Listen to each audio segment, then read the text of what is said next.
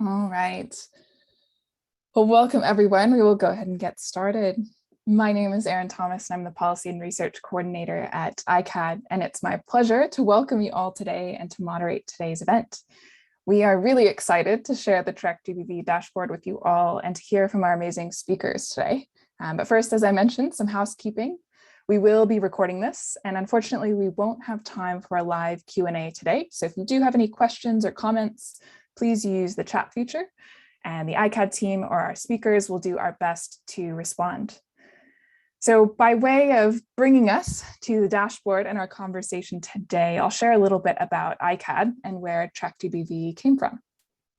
So at ICAAD, we are an international human rights center, and we work at the intersection of legal innovation and design justice to combat structural discrimination. In our work, this most often looks like relationship-driven projects with local human rights organizations and advocates, supported by pro bono partnerships with law and technology firms. Our work ranges from human rights education and artivism to legal briefings and policy change. And you'll see that TrackGBV involves data and emerging tech, capacity building, as well as advocacy and reform. We started work in the Pacific in 2013, and with our partners in the region, we identified that the sentencing of gender-based violence cases was a site of discriminatory patterns and continues to be. Advocates who are intimately familiar with some of these patterns helped us build out a methodology to identify specific contentious factors and other variables that can help us improve access to justice for women and girls. Now, as an example, this quote from the Samoa case Police v. Alapati in 2016 demonstrates the use of the provocation argument, which we categorize in our methodology as a gender stereotype. This case involved both domestic and sexual violence. In addition to other contentious factors, including attributing the perpetrator's violence to alcohol abuse, the judge relied on the idea that rumors of the victim survivor having an affair provoked the violence. In other cases, we've seen the provocation argument being used when a victim survivor has confronted her partner or husband about an alleged affair, and his violence was also excused because a judge thought she provoked him to violence. Another variable captured when we review cases is customary practices. This quote provides an example of how this can play out in the courts. In this case, the defendant was given credit for an apology that he himself did not partake in. Often, perpetrators are given credit for apologies, formal or informal, regardless of whether or not they or the victim survivor participated. Now, it's one thing to have an isolated example of a case with its own unique circumstances, and it's another to build an evidence base of 20 years of case law that tracks the patterns and impact of biased judicial decision-making. Echoing our partners' concerns, we found that when women and girls access the formal justice system in gender-based violence cases, perpetrators have been shown to receive disproportionately low sentences or no custodial sentence at all. And the TrackGBV dashboard begins to tell the story of how that happens in each jurisdiction. This aggregated data is incredibly useful for advocates, but it's also quite labor intensive to review thousands of cases. We've leveraged pro bono partnerships with law and technology firms to make this review possible. Case reviewers are trained on the methodology and review cases using a legal review database. Here you'll see the batch of cases on the left, the case itself in the middle, and the categories to tag each variable on the right side. After validating and compiling the data, it goes into the dashboard, which is now publicly available for all to use. Now, TrackGBV is centered on monitoring accountability through data and technology to support judicial policy reform through legal advocacy and training, with the overall goal of removing gender discrimination from judicial decision-making. To date, we've designed and led 6 trainings, engaged with over 155 partners, published 4 reports, and supported policy reform in 3 countries. And this has all been without the dashboard, making it even easier to access and use TrackGBV data. Now, we are thrilled to share it with you. So without further ado, I will hand over to ICAAD data analyst and dashboard designer, Jyoti Dewan, who will walk you through the highlights.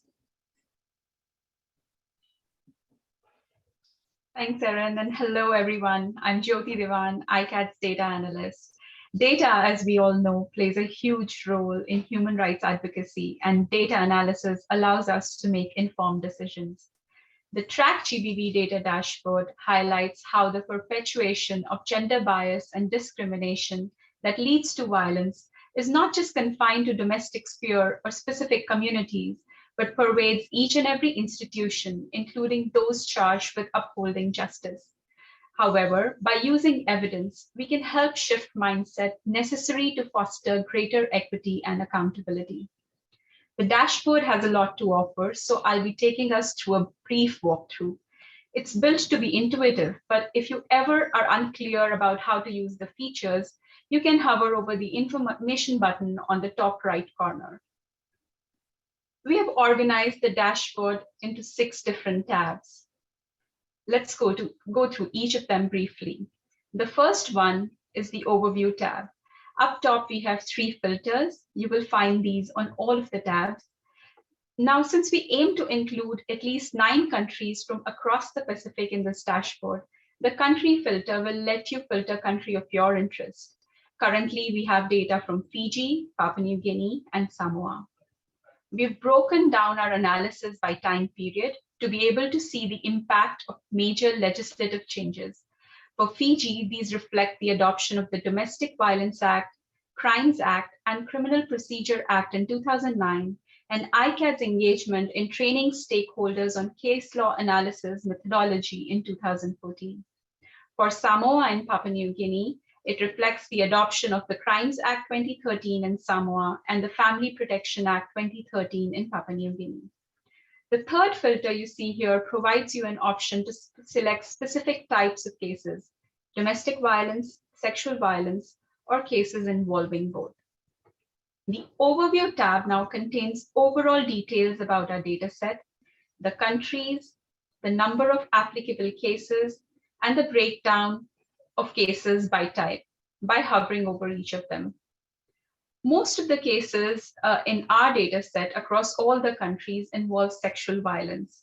Between 46 to 56% of the cases are sexual violence only, while 32 to 42% of the cases involve both domestic and sexual violence.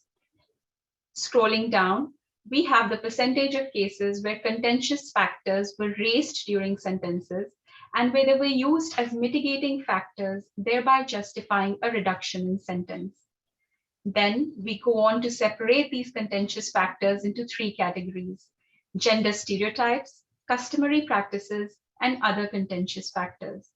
We can see cases where these were raised singularly or in combination with other factors. In Fiji, for example, we can see the use of gender stereotypes the most. The next tab is the Survivor Stats tab. Here we will see some important variables that play a huge role in gender-based violence cases, namely survivor's age, the relationship of the perpetrator with the survivor, and survivor anonymity.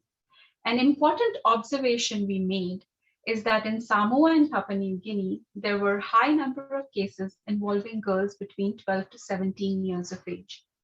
We also found that in 80 to 85% of the cases across all countries, the perpetrator was known to the survivor, and non-partner violence was between 36 to 42%.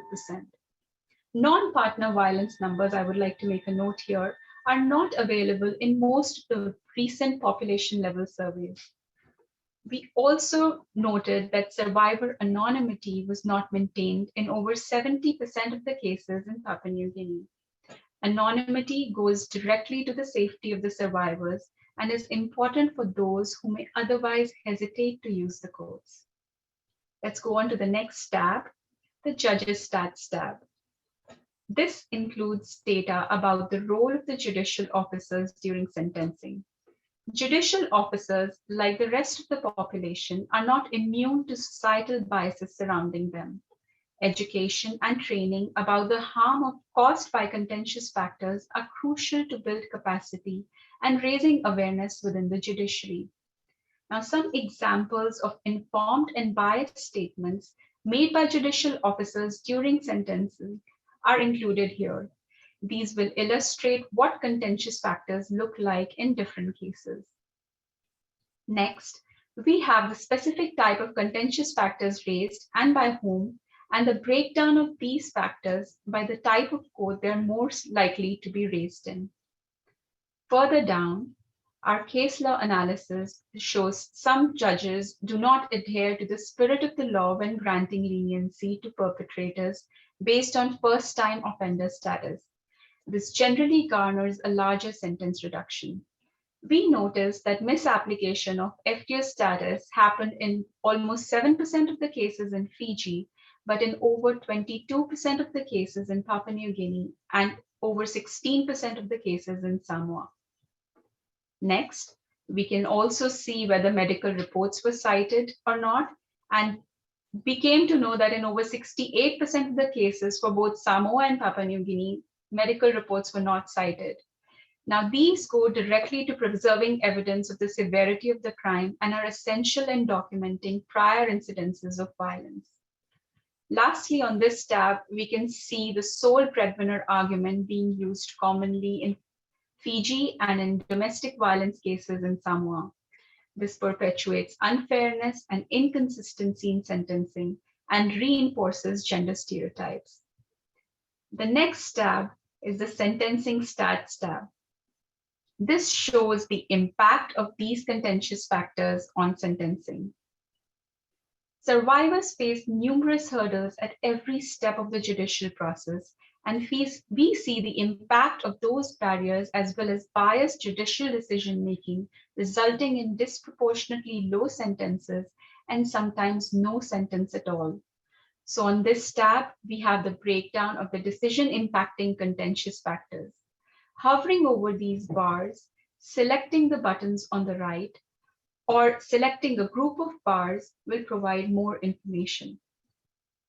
The next visualization here shows the average final sentence for the top 5 charge categories in our dataset after considering all the mitigating factors and partial or total sentence suspensions.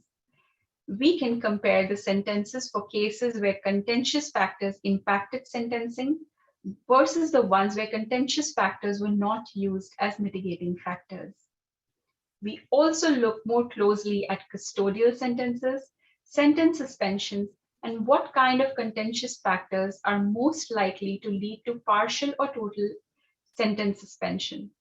We noticed that since suspensions were close to a little over 33% in Papua New Guinea, while just under 5% in Samoa. Now, the next tab is all about the methodology that we follow while analyzing these cases and the things we take care of while collecting data. We also have the source of our data, the Factly site listed here, along with the data highlighted by prevalence studies from the WHO. At the bottom, we have our previously published TrackGBV reports with links to each one of them. And last but not the least, we have a page dedicated to our trusted partners without whom this project and this dashboard would not have been possible. In the future, you can expect to see more countries, namely Vanuatu, Kiribati, Solomon Islands, Tonga, Marshall Islands, and Nauru added to this dashboard, in addition to it being continuously updated with the latest data. We will then also add a tab for regional comparisons for some of the important variables. With that, it's a wrap from my end, and back to you, Erin. Thank you, Jyoti. And you all will be able to find the link for that dashboard so you can explore it on your own time in the chat.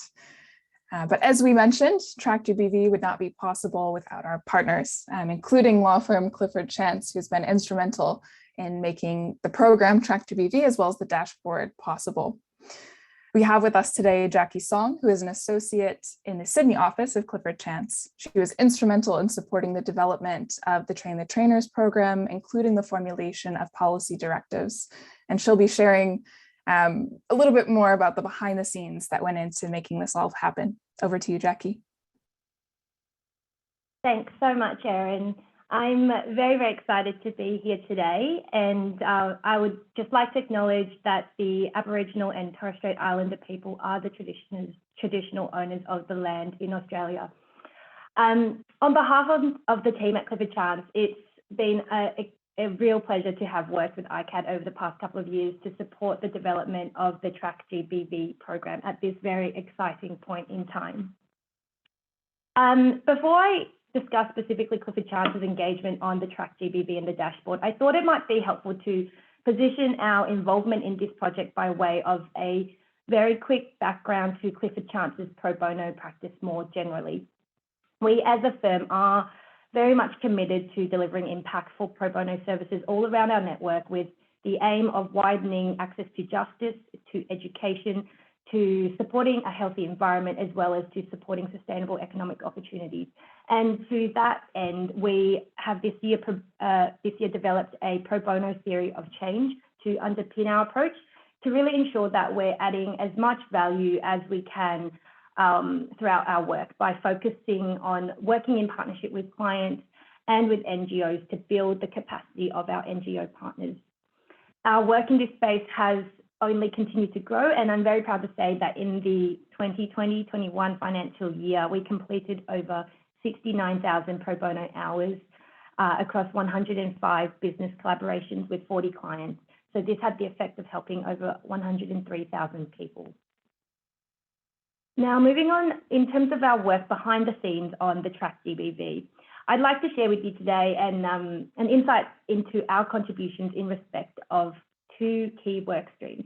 The first being in respect of developing training materials, and second in respect of undertaking case law review to support the data analysis, which underpins the dashboard.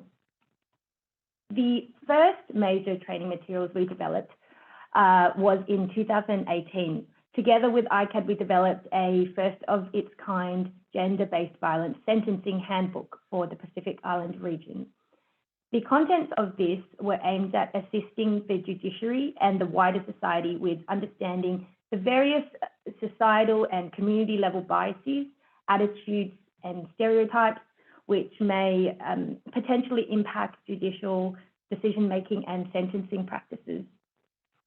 Since the launch of that handbook, we have also assisted over the past couple of years in developing ICAAD's most recent Train the Trainers Toolkit. Now, this is an interactive training program designed to help institutionalize and embed some of the best practices within various stakeholder organizations. So our training cohort included women's rights organizations, courts, and government agencies.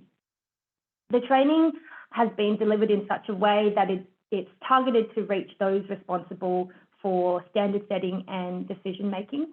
And it was delivered only just in the past couple of months, in October, November this year. So we're very much looking forward to gathering feedback and the key learnings and takeaways from this exercise. Finally, to mention, alongside our work on the training materials, we have also been supporting the ongoing case law analysis behind the TrackGBV dashboard. Our London team reviewed around 2,000 cases since July of last year. And what's most exciting to note here is that it was actually the GBV handbook that we developed earlier on and the methodology used therein to guide the large-scale analysis, case law analysis, the data which has made its way to the dashboard that we see today. So once again, on that note, thanks so much for having me here today. It's a truly special moment to see the culmination of all of our various work streams. Congratulations to the entire team for all of your efforts and ingenuity in developing such a brilliant tool and for allowing us to be involved. Thank you so much, Jackie. And yeah, total gratitude from the ICAAD team, and I'm sure from everyone who will be taking advantage of the dashboard as well.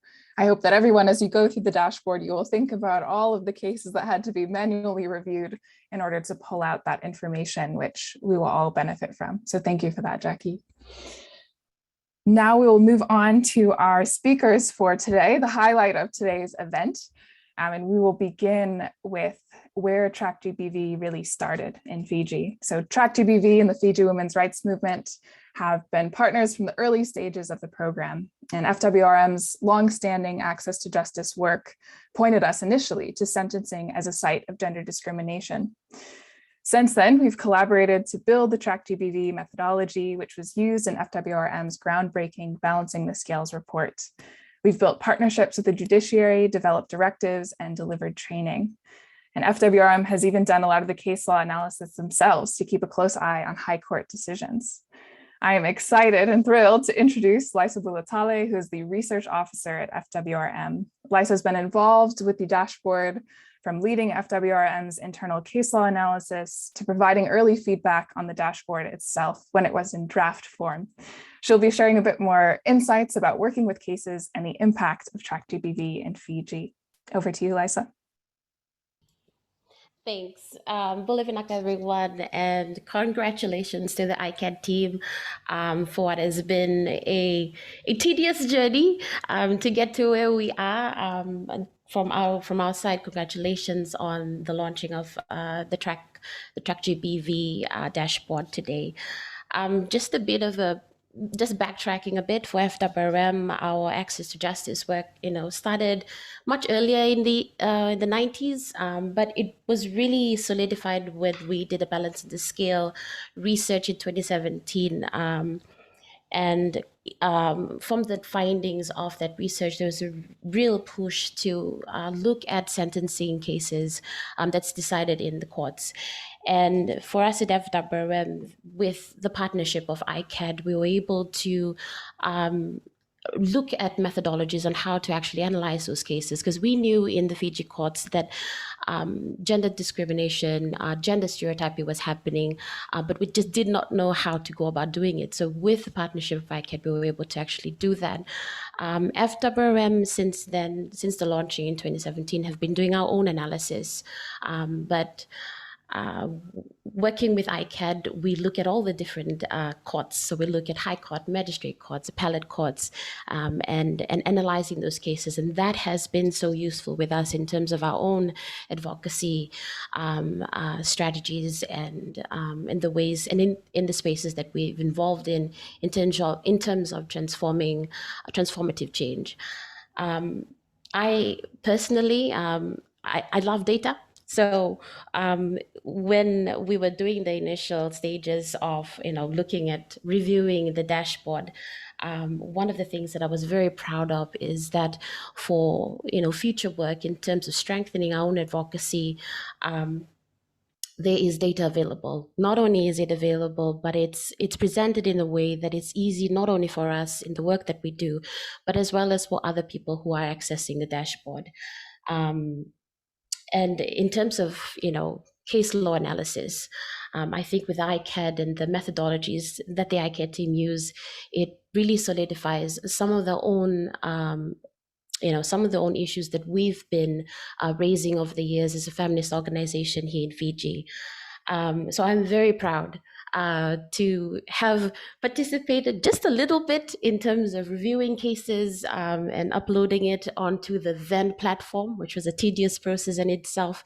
But it's just a very proud moment. And for us at FWRM, we're just very grateful to be being part of the process in terms of, strengthening this aspect of women accessing justice, so that when women look at this, at least they have some confidence that if they go through the court system, some of the issues that they would have been facing would have been resolved, because we see this as one of the many ways to improve women's access to justice. And just to end, I think that the impact that the dashboard has had in terms of, accessing justice, for looking at it from the judiciary side, I think that the judiciary system in Fiji has improved over the years in ensuring that all cases are actually uploaded onto our PACLIP website. And it just ensures that all reported cases are uploaded so that we can track progress if there is progress, and then we can address the gaps if there is gaps. And, all credit to our judiciary system and the court system for, being very open-minded in terms of when we do present data to them, from the methodologies that we've worked with ICAAD, that they're able to take on board some of the recommendations in terms of addressing gender stereotypes and gender discrimination when women access the formal justice system. And I think just on that note, I would just like to congratulate ICAAD team again. And I will be one of the people who will definitely be using the dashboard. And from our end, definitely will be approaching some of our stakeholders to ensure that they also are having access to the dashboard in terms of their own work in improving access to justice, especially for women. And with that, I hand it over back to Irvin. Amazing. Thank you, Laisa, and very understated work for sure. For anyone who knows the work of FWRM, that was a very humble take on what you all have been able to do for decades in the region. And we're really proud that Fiji has really led the way in terms of taking on this new information and really, like you said, the judiciary being incredibly responsive, which is what we like to see. So thank you for that. Thank you for sharing and being here with us. Great to have you. Now, not every country in the Pacific has an amazing organization like FWRM doing access to justice work. And in many other jurisdictions, the pathway to holding judiciaries accountable can be a bit daunting. Well, the data in many ways speaks for itself. It does take local advocates both in government and in civil society to make that change. And the ICAAD team, as you've heard, has developed an intensive Train the Trainers program to prepare local advocates with the tools they need to do exactly that. Last week, we concluded our first training cohort in Samoa, who are now prepared to train others. The highly interactive training includes frameworks for understanding how patriarchy and toxic masculinity drive gender-based violence, the latest TrackGBV data specific to that jurisdiction, as well as international best practices and a comprehensive discussion about what needs to change. Now, our next speaker was a part of that cohort, and we're so lucky to have her here today. Loukinikini Vili is the Director of Human Rights at Samoa's Office of the Ombudsman and the National Human Rights Institution. She's a lawyer by trade and a passionate human rights advocate. Kini will be sharing a bit about her experience in the training and how the cohort envisions it going forward. Over to you, Kini. Thank you very much, Erin, for the introduction. Talofa lava to everyone that is participating in this launch. And first of all, I would also like to congratulate ICAAD for the launch of the TrackGBV Dashboard. And secondly, thank you for the opportunity given to me to share not only some of my experiences, but also for the rest of my other two colleagues that had joined the training 7 weeks ago. Now, what was the training like? I guess I can say that I'm happy that I made the decision to say yes to the training at first. When Erin sent me the invitation, the main thing that caught my attention and interest was reviewing GBV sentencing decisions in Samoa through the TrackGBV program, which analyzes sentencing decisions to monitor gender-based and gender bias and discrimination. This was an interest for me because, to my knowledge, Samoa has not done something like this. And in my opinion, we need to have one for so many reasons, but importantly, to ensure that the survivor is given the justice they deserve in the court. Now, I must say that the training was well thought through in terms of the way it was designed and put together to be held virtually. And as we all know, virtual workshops is never the same as face-to-face training. The training was well delivered by our brilliant facilitators, the ICAAD team. The content was easy to understand and follow, so very simple and not technical. What was surprising about the training? I think I am safe to say that for the three of us that participated in the training, so two from my office, myself and another colleague in my team, and one from the Ministry of Justice, that it was not what we had expected from the beginning. What I mean by this is we knew that we were going to review GBV sentencing decisions, but we didn't know that it was going to be this comprehensive and the type of information that was going to be presented to us. The training not only showed us information of the trend in these sentencing decisions, but it definitely got us thinking about a lot of things, and some of them include what was the judge thinking when they gave the decision, or what type of information that was provided to the judge that influenced their decision. When we were analyzing some of Samoa's GBV sentencing decisions, we were able to identify and discuss different gender bias and discrimination and how patriarchy and toxic masculinity in Samoa drive GBV. What was surprising were the contentious factors used in mitigation by the judges in their decisions, which clearly discriminated against the victim or the survivor on the basis of gender. So some of these contentious factors that were surprising included gender stereotyping and rape myths. For an example, the young victim consented. Provocation based on rumors of the victim's infidelity, as Erin alluded to in her opening speech. Also, the perpetrator's good character, such as holding a position or attends to his church calling. The perpetrator also, looking also as at the perpetrator having a bright future ahead of him. And in addition to that was his first time offender status. Now, another thing that also surprised us was how much of a cut or decrease in the sentences, or in some of the cases, suspended sentences based on these contentious factors. There was clearly a lack of victim survivor centered approach when determining sentencing decisions. But we also thought, and I know that I guess this shouldn't be an excuse, that this is also not surprising because we feel that some of our judiciary are not experts in GBV, let alone human rights. So they may not have that human rights or GBV knowledge or information to make a more informed sentencing decision. What was hopeful for us is that we saw that something can be done and that it's not too late to make the necessary change. We have now completed the training on the TrackGBV in Samoa last week. We have been equipped with all this useful and important information that others are not aware of. This information is that hope that we can share with relevant individuals or organizations that we see can also make a change in their respective areas. How do we envision others in Samoa reacting to the GBV data for Samoa? I believe others may react the same as we did. It's one thing to read about reported cases on the media and talk about it, and it's one thing to actually be presented with solid and reliable data and information such as the TrackGBV.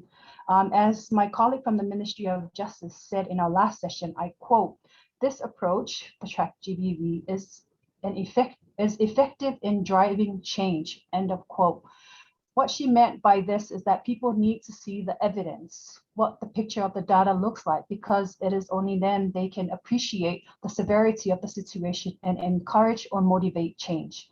I also think that others may also be surprised with the data and analysis as we did, but at the same time, very appreciative that we finally have something concrete, relevant, and comprehensive as was illustrated by Jyoti, because this will be the foundation of informing the necessary changes in mindsets and attitudes, policies, programs, and activities, and of course, in sentencing decisions to remove judicial bias and discrimination.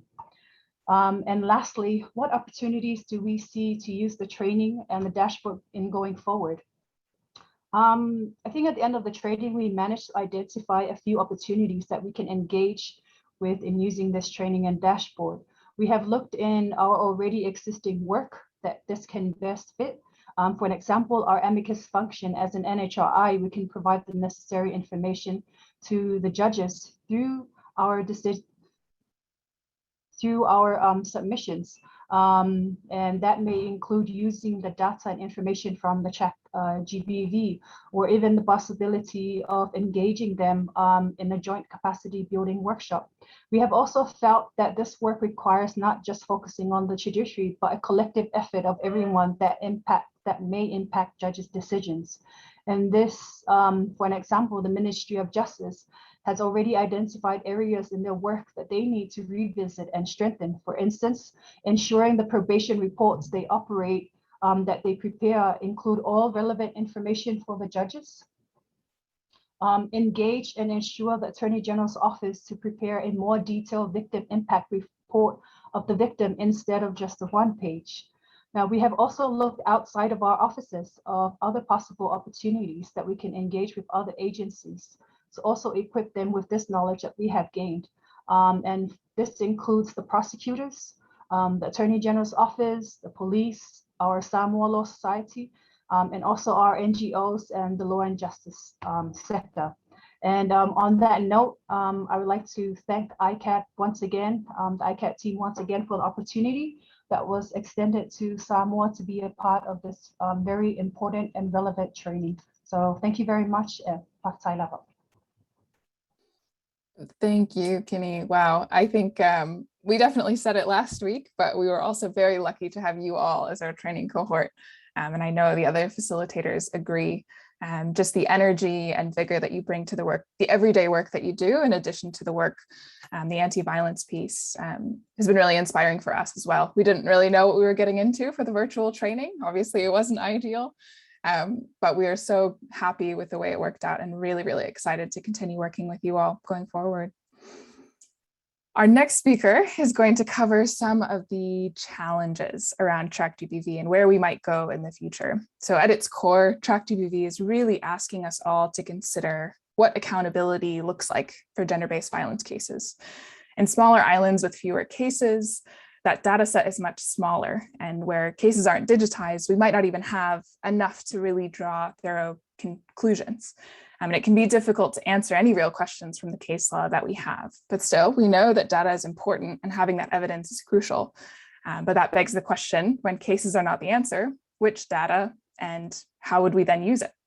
We have the executive director from the Tuvalu Family Health Association, Teresa Lifuka-Drecala, to share with us some of the challenges that remain in countries like Tuvalu and the innovative work she and the GBV working group have been exploring to address them.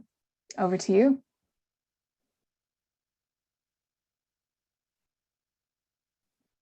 Hi, talo for Erin and talo for everyone from Tuvalu. Thank you so much for this opportunity. So I will just shed some light as to how we tackle gender-based violence here in Tuvalu. So there's a working group around gender-based violence, and it just so happens that this is also the 16 days of activism. And the theme this year is Orange the World, Save Women, Save Homes. So with respect to the organization that I work for, Tuvalu Family Health, I'll just explain on how we help with regards to gender-based violence. So the challenges that we face in Tuvalu is actually data. Sometimes you can have, when we would like to refer to a case or something, and then even though we have the no drop policy in our legislation, which has been a progressive move, but at times this, for a small island country like Tuvalu, this actually disrupts the community, disrupts families in the sense that by the time the case has reached court, the families have already reconciled. And then it begs the question that, will this happen again? So we have those challenges because we have women walking into the police station constantly asking for their cases to be dropped, and then it happens again and then it reoccurs. So those are some of the challenges. So right now we're trying to look at ways in which we can also provide counseling for the perpetrator, but this is just in the pipeline. But at the moment with the Tuvalu Family Health Association, when women come in and visit our clinic and they're there for a totally different reason, they're there for family planning, for counseling, and then if the nurses notice that they have been abused, then they sort of, because they have been trained as counselors, then they would slowly ask them questions if they, with their consent, of course, and then we either provide counseling and we also assist them if they want the matter to be reported or to the relevant stakeholders in the government. Also, some of the other challenges that we face is accepting that this is happening and realizing that gender-based violence is real, accepting that it's happening, and awareness raising around gender-based violence, because usually this is a taboo, it's swept under the rug. Sometimes people just don't talk about it. Others feel that they can't come out and share their stories because someone is related to their husband. The person that they're supposed to report this information to at the police is related to their husband. So all these things are factors which restricts or confines the victim from sharing her story. So at the Tuvalu Family Health Association, since we're an NGO and discretion is high on our list, most of them feel comfortable coming to the clinic and just talking. We've had cases where we know that they're going through gender-based violence, but they're just there to talk, and the nurses afford this as well, counseling with them. We're very happy to be a part of this initiative, and I've had a look at the track dashboard, and I know that this would be a good insight for Tuvalu to work on their data. The thing is also, why is our data collecting very poor? Sometimes case files go missing or mishandling of cases, and then, like I said, reconciliation has taken place, and then this is allowed, and so they don't make the numbers. Faftailasi, Aaron. If you have any questions, I'll be open to answering them. Thank you, Teresa.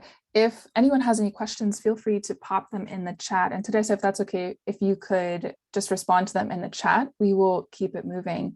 But I really appreciate you sharing some of the remaining challenges.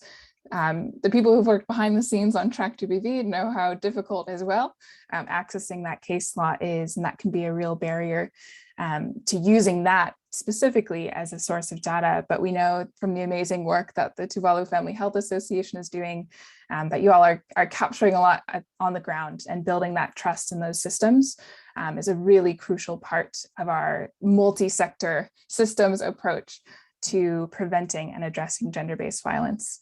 So really appreciate you sharing the work that you all have been doing.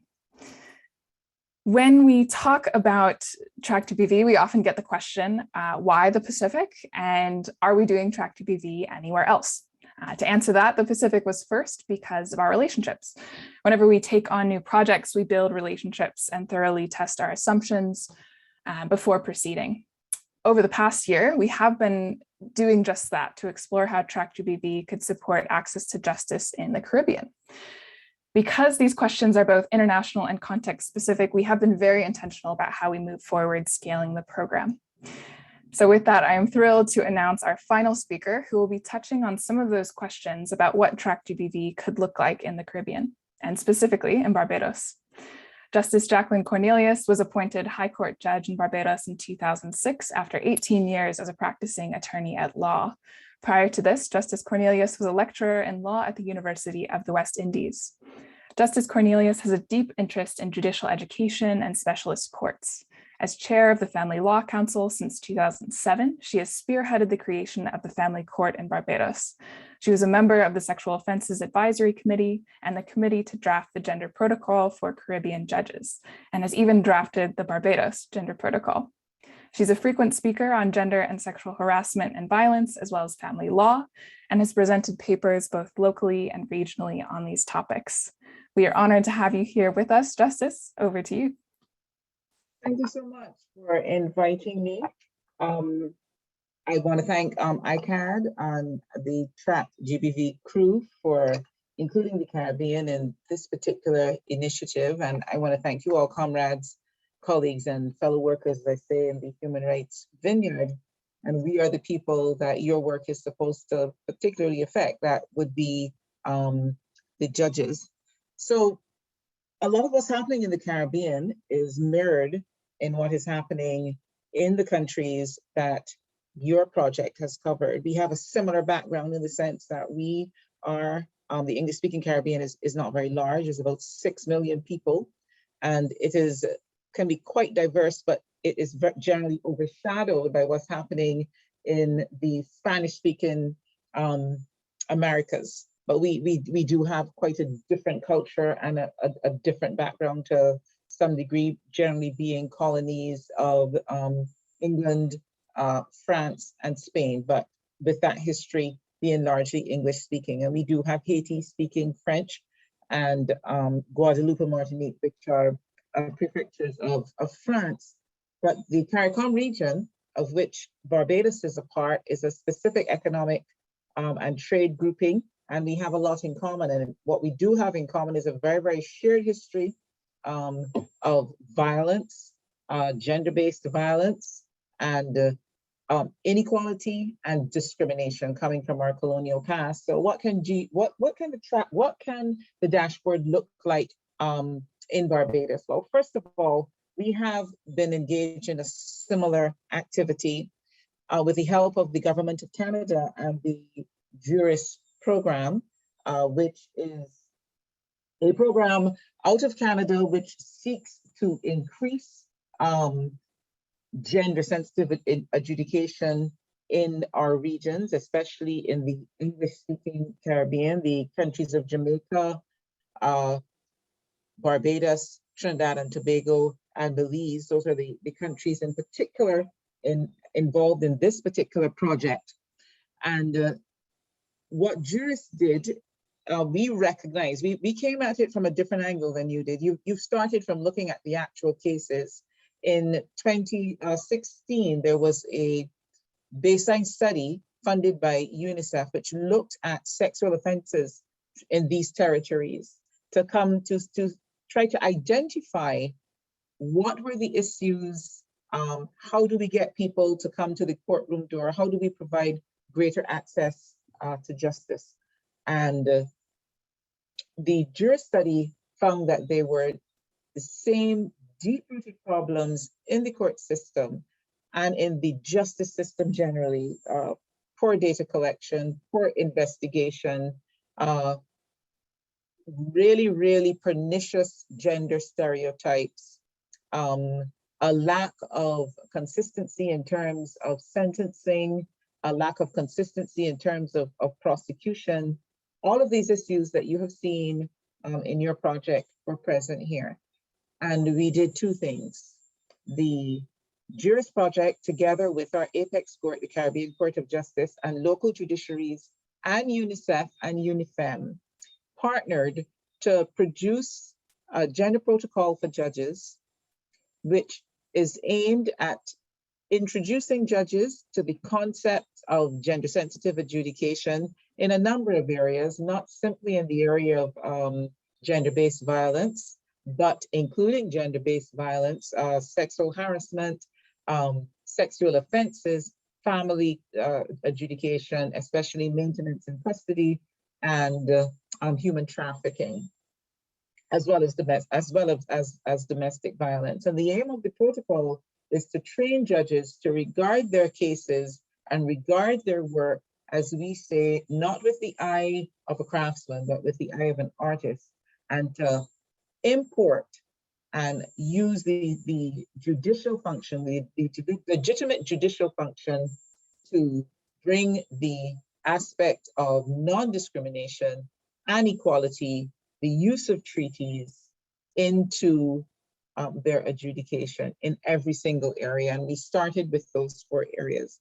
As you did, we had train the trainer sessions where we trained judges to train other judges like being trained by other judges, really. And we produced a gender protocol, which is country specific and sets out the specific areas where gender stereotyping, discrimination, and lack of equality are rife. We drafted a model guideline, model protocol, and so far, Belize, actually South America, but part of the English-speaking Caribbean, has introduced their judges and presented their judges with their country-specific protocol. Trinidad and Tobago has also done so, and we are waiting just for a little break in COVID right now so that we can introduce our historic judges. We're generally working from home and we really want to present it in person, but we may not be able to manage that. So the gender protocol is one arm of how we tackle those implicities in judicial decision-making and encourage judges to look at their cases through a gender lens. The second area that we deal with is specifically sexual offenses. We suffer from a lack of data in the Caribbean. I could not tell you how many sexual offenses matters there have been in the last 5 years from territory to territory. That's the sort of information that this dashboard would be absolutely vital for us, as we know when we speak to the executive, when we speak to the state, when we actually have actual statistics and we actually have case studies. That's very useful. I can't tell you also what sentences have been meted out. I can't tell you what the average sentence is. We have the information is there, but we are disparate countries and we simply have not had the ability to do that. What we have had the ability to do is to study the court protocols, study the legislation, and study the investigative practices to look at the barriers to effectively adjudicating and supporting sexual offenses and victims of sexual violence. And we again found the same lack of access, the constant re-victimization of the victim, all of those issues that we are familiar with were very much highlighted. So the same committee, roughly the same committee that dealt with the gender protocol, also drafted the model guidelines to sexual offenses. And this is from the guidelines set out the best practices taken from throughout the world, not just the region. We looked at all over the world for the best practices in adjudicating sexual offenses. That is supporting the victim, preventing impunity, not re-victimizing, the proper processes for collecting evidence, the proper processes for directing the jury during the trial, supporting the victim, special needs necessary, also sentencing guidelines, because we operate from a perspective that we do have formal sentencing guidelines for most offenses. We just don't know the extent to which those guidelines are often followed unless they reach the Court of Appeal. And you know, with sexual offenses, the rate of conviction is so low, so few cases will reach the Court of Appeal. So we need this sort of intense study, and it's really a very exciting prospect throughout the region to see how are we doing? We have these guidelines, are they working? We have the protocol, we have the sexual offenses guidelines, but is it actually seeping into the judiciary? Are they taking the cases on board, the training on board? Is this being shown in their decision making? I did not know until very recently that this could be done except with some enormous input from the state. Right now, we're in a COVID environment. We're already not very, we're poor countries. It's not even that we're not very wealthy, we're poor countries. To get that kind of support from the state to do that magnitude of research seemed really impossible until I heard about this program. In the Caribbean, I think it would make a huge difference in terms of strengthening our legislation where it is necessary. For example, not all countries have criminalized marital rape, for example. There are some countries where the definition of rape is